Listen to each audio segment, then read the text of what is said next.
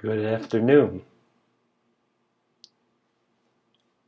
Nothing like day-to-day events in your life to make it hit home, to make you really understand the opportunity that just being alive offers to each and every one of us. And yesterday was a day where I was really living in what Adyashanti calls the endless state of becoming. This is the cycle of life. This is the regeneration, this is the degeneration, the life and death cycle. We're always becoming. We're in the process of becoming. And this process of becoming is what most of us identify as life. And that leads to a lot of self-reflection where if onlys, the if onlys, coulda, woulda, shoulda, the conditional tense is paramount here. If I did this, should have done that, could have done that, if I was only better, if it was only, if I had more money I could relax. This continual sense that we mostly discover as ill ease, which I believe will ultimately leads to dis-ease. Disease, not being at ease with yourself, first of all, and the world as you perceive it around you. Anyway, yesterday offered me an opportunity to live in this state of becoming. And it started out innocently enough, like most events do, and just kind of built up to a crescendo through happenstance, serendipity, the happy accident, and sometimes serendipity is elusive because sometimes we see some event that was serendipitous in 2020 hindsight, but in the process of experiencing this serendipity, this happy happenstance or random happenstance,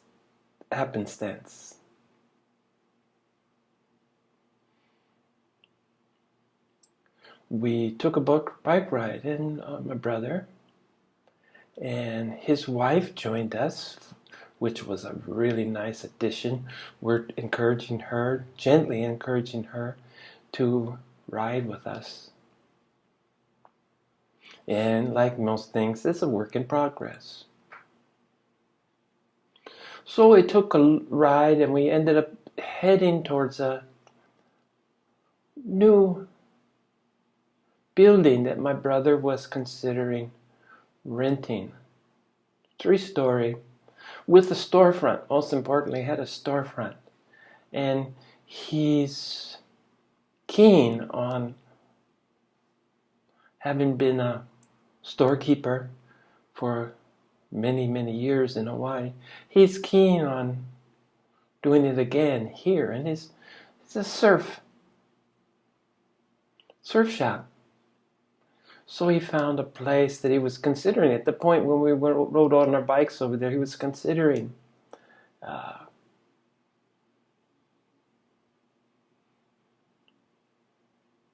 getting the lease on the place, considering if it's a suitable place. And we met his criteria pretty closely.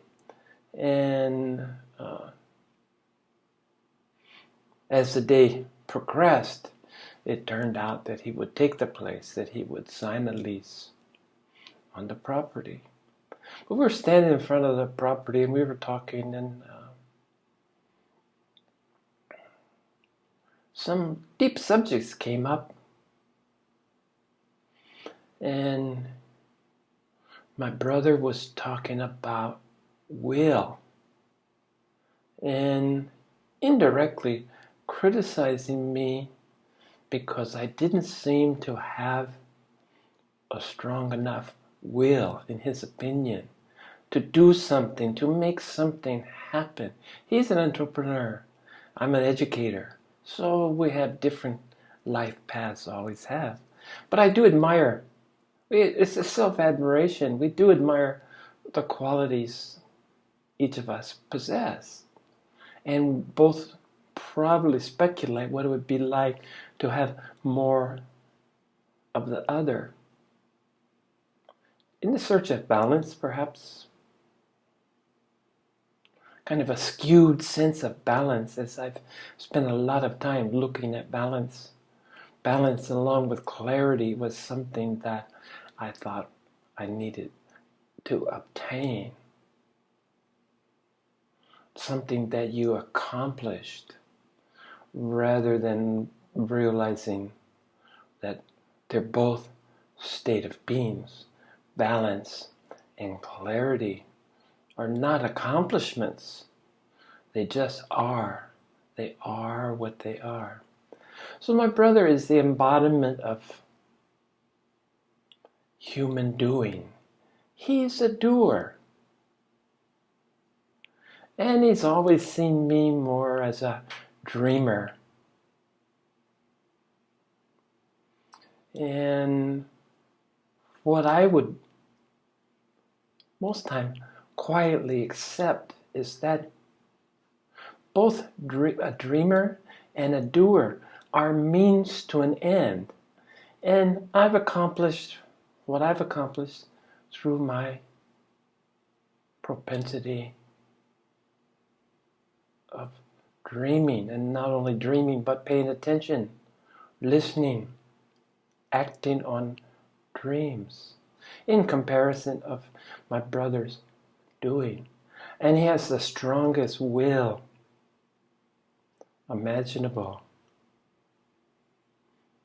And I was trying to share with him in the hot sun under the awning of his potential surf shop that he had told me he was coming to Taiwan with the idea of resting some after the rigors of maintaining a business, a small business, and trying to make ends meet. He was always a basically one-man band because he could never really accept others' lack, if I should say, his perceived lack of what the drive that powered him. And I just mentioned he needed to take it easy. Was he sure that... I was playing devil's advocate. Are you sure this is what you want to do? And his mind was made up. And once his mind, that's the will. And I learned long ago that I actively sought not to have willpower. And the opposite of willpower that people think about is won't power. I had more trouble discarding won't power than I did willpower. Won't power was more insidious for me. And the 30 years of my driven Zen, Raja Yoga, rigorous practice, where I celebrated won't eat meat, limiting, in many ways, human behaviors, or at least human impulses, as the great mass of people see them.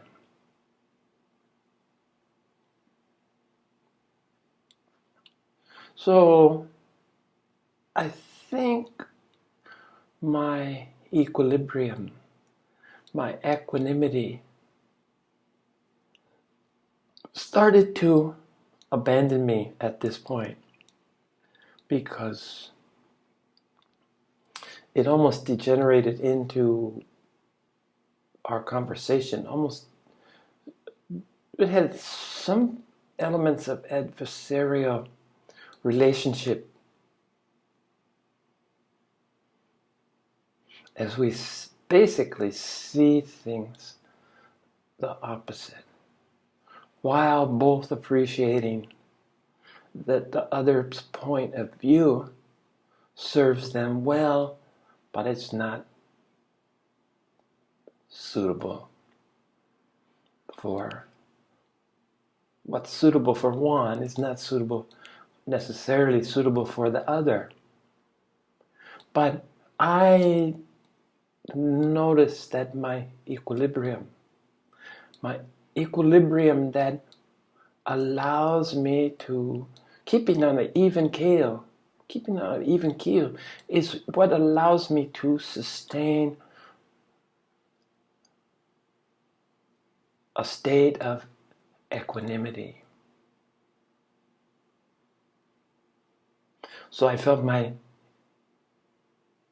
equilibrium slipping at this point. Too much old baggage, this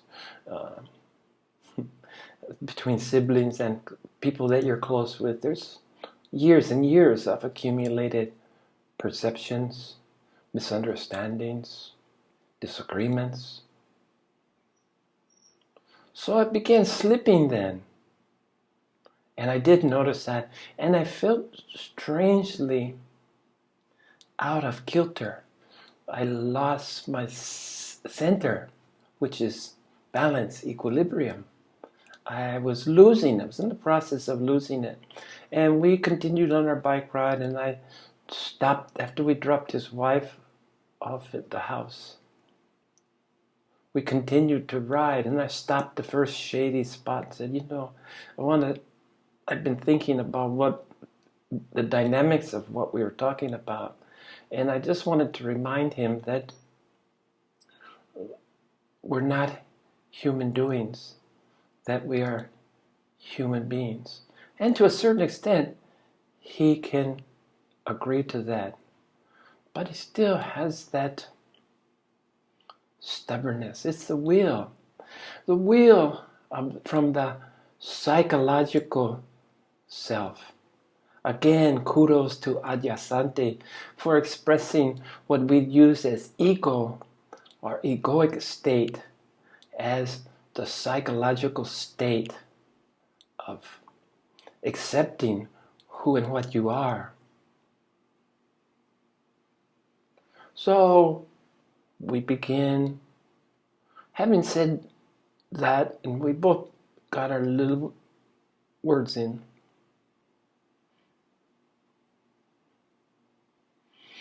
He essentially wished that I would be more of a doing, and I essentially wished that he could begin to become a being and let go of some of the trappings of will.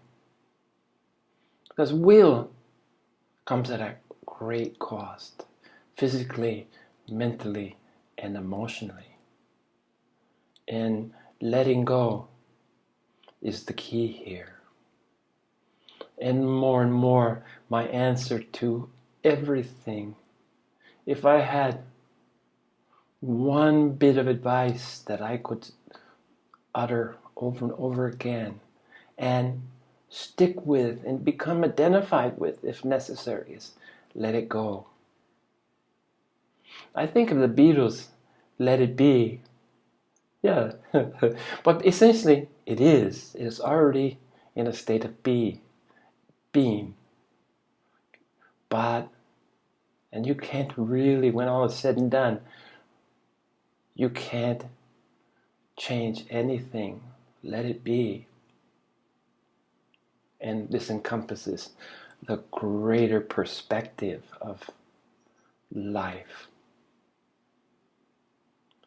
But let it go is definitely in the realm of doable. It's a practice that we can have, that we can constantly remind ourselves, let it go. So I wasn't practicing what I was preaching. Animosity or any trying to win a debate or any enforcement of my set of beliefs on his, I had mostly let it go.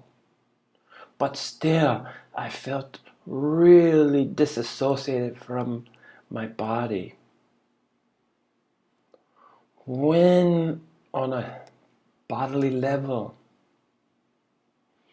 I'm not performing as I know I should. When I'm not living my truth on a moment-to-moment level, I tend to leave my body. I can't really remain in that vehicle until I've managed to wrestle what the source of disturbance was and repair, reconstruct. But this is a time-consuming process. It doesn't happen quickly. So falling out of my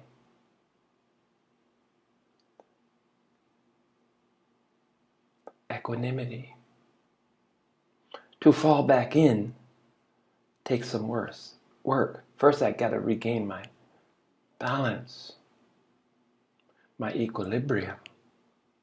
So we're riding towards the mountains and we're looking at all the beautiful big houses that we have up in this Jian part of a township in Hualien County. Big, beautiful houses, huge houses, lots of B&Bs, but just incredibly big and appealing on all different levels. And after we'd ridden for 25 or 30, maybe 40 minutes, I glanced down and I have my iPhone mounted on my handlebars so that I can use a biking app. Generally, if I'm by myself, I'll listen to my iPods and listen to meditative music during my bike ride. But I take the iPads out, hang them around my neck. Because I have iPods, don't have that, they're not wired, they're wireless. But I got something that, because having lost one, I got something that keeps them paired, keeps them together, a long cord that I can put over my neck and put in my ears, and if one falls out, it won't drop out.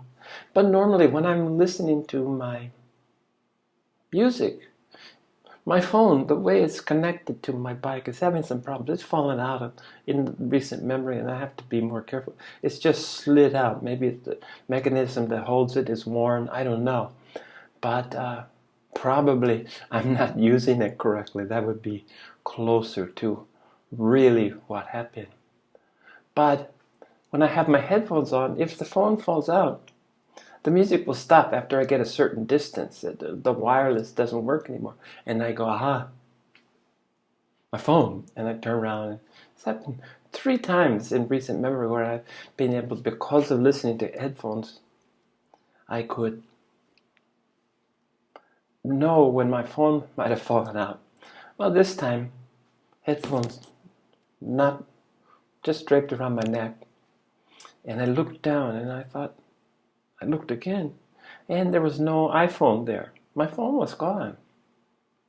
And I obviously had dropped it. And we told my brother, we immediately backtracked our steps. And I was beginning to realize that, I watched other people say, they're all addicted to their phones. But I started thinking about my contacts, my photos, and realizing that I had a strong connection with my phone. It takes it not to be there to really understand. And it leads me, I'm going to digress for a second, because having said that, leads me to mention something about willpower.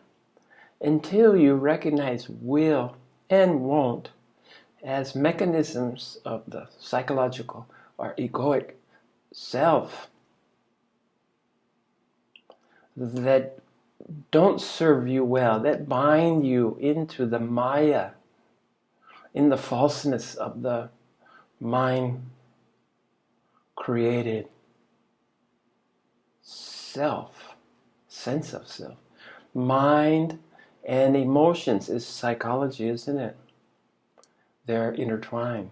So they lend to this construction of this egoic self, separateness and division. And until you transcend willpower and won't power, until you recognize that it's the subtle binding of you into a limited state of egoic identification. When you give up will, you start to understand the nature of will and won't. Because I always think in the paradoxes of polarities. I embrace polarity, and it's reconciling this polarity that was the most transcendent event of my permanent awakening.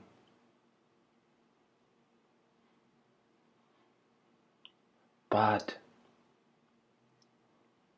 to tie this, to go back, to digress to where I was going, my iPhone was gone, and it was the absence of my iPhone that made me aware of how big a part of me, how similar I am to everyone else that I criticize for being so slaved to this technology.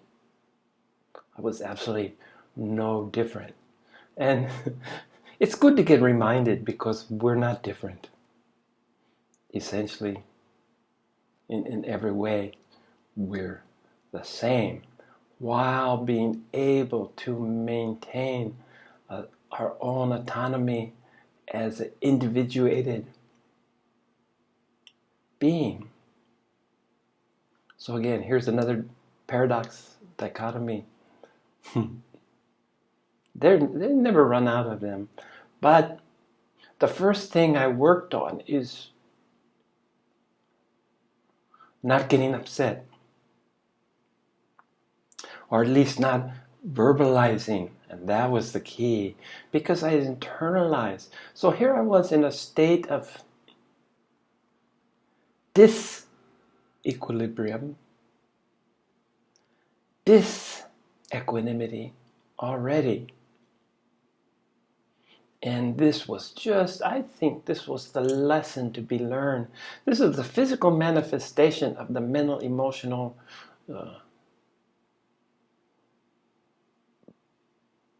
battle I'd been in the last hour or two. So we retraced the steps unsuccessfully. And my brother took the high road. He says, I think we'll find it, or someone will find it and return it. But as I rode by his house, and I went 20 more minutes to my house, a solo ride, glancing down at where my iPhone was supposed to be, normally was, and almost hard for me to grasp that it really wasn't there. And the first thing I did when I came home is get online and look what it would cost me to replace it. The physical phone, I can't replace the photos and all that, but fortunately I have iCloud, which is supposed to give me some reassurance that it's uploaded somewhere, that it maybe is saved, that I might have access to it. But the money that the iPhone represented, first of all, but most importantly is the attachment to this.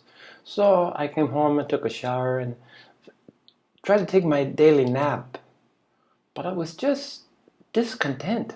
I wasn't peaceful enough to rest. And after relaxing, attempting to relax, but nothing was happening. Again, this separation, I was out of my body. It wasn't about, my body wasn't prepared for me to come back into it. I had my work to do. And then I started thinking, okay, find my iPhone. There's software that will help you locate your phone. It shows up on Apple Map. And once I was able to remember my password, get into my iCloud account, and it was all an obstacle. On my iPad, my phone is gone, so I have my iPad, so I could see where my phone was. And by now, it was 4 o'clock in the afternoon, so I got up and drove to look for my iPhone. When I got in the neighborhood, I glanced at my iPad. My iPad needs to have a source for Wi-Fi. Well, if I had my phone and my iPad, I have internet on my Wi-Fi on my cell phone, but not on my iPads. But I can slave one to the other. I got to where generally the area was, and it was not an easy place to drive to. And traffic was starting to pick up. So I'm trying to look, and then I looked at my iPad, and the information was no longer available. So I went to find my brother, thinking that, gee, I can connect my iPad to his iPhone and have Wi-Fi and find my phone. Well, they were out, and now I can't call anyone. No one can call me, no phone. So I was out of communication, and then I realized, I'm so vulnerable, because I don't even bother remembering anybody. I don't even know my own phone number, much less my wife's or anybody that I could call and check in with, my brothers. It's all on the phone. So I sat in front of his place waiting, and eventually they showed, and I was able to ask his wife to send a message to my wife telling her what was going on. And fortunately, someone had called her. One of my contacts that somebody found on my iPhone had called her to tell her that my cell phone was at a small precinct in the area near where I lost it. So somebody had picked it up, taken it to the police station. And then the police station had gone to a lot of trouble. I don't even know how they opened my phone, because it locks, and it's supposed to have my fingerprint to... So someone had some expertise that I don't have. I don't even pretend to be any kind of tech-savvy dude, you know. I'm an old dude that can learn, but not much of an innovator, not much of... My mind just doesn't work that way. So, got a message from my wife to my brother's wife that was available at this police station. So, with my brother's help, we Google mapped the police station location, and Siri, or her equivalent, whatever Google Map is called, I don't know, the female voice, which I guess you can change, directed me to the police station. But on the way, it's already dark and I'm not seeing well at nighttime, and recently, the last year and a half or two, I've needed glasses, and it seemed like the sight is getting more challenged, and night driving is just more or less a nightmare. And even with proper corrective lenses. So I had a couple really close calls where I made mistakes. But it was all back to not being connected, not being in my body, to have lost my balance, my equilibrium, which makes it possible to have a vessel that equanimity can visit, reside, is the objective. So I got to the police station and got my phone, and now it was my brother's turn. This stayed topsy-turvy. I had tried to be the voice of reason earlier. Now it's his voice of reason to just tell me to slow down, let it go. I had my phone back. Even the time when I knew where it was, I still had high anxiety. And it's about being in a state of separation and division is extremely uncomfortable.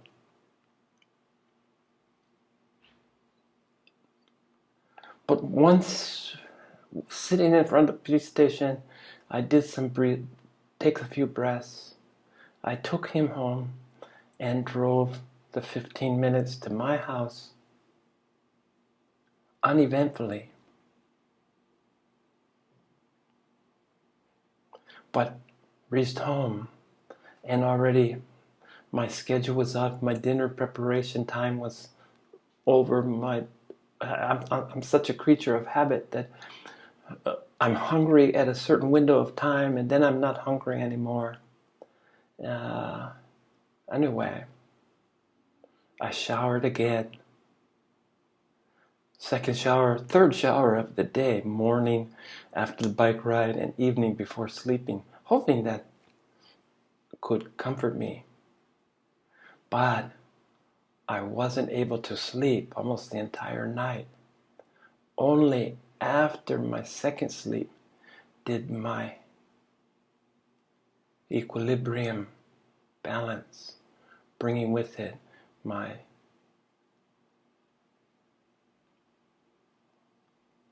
equanimity. Live and learn.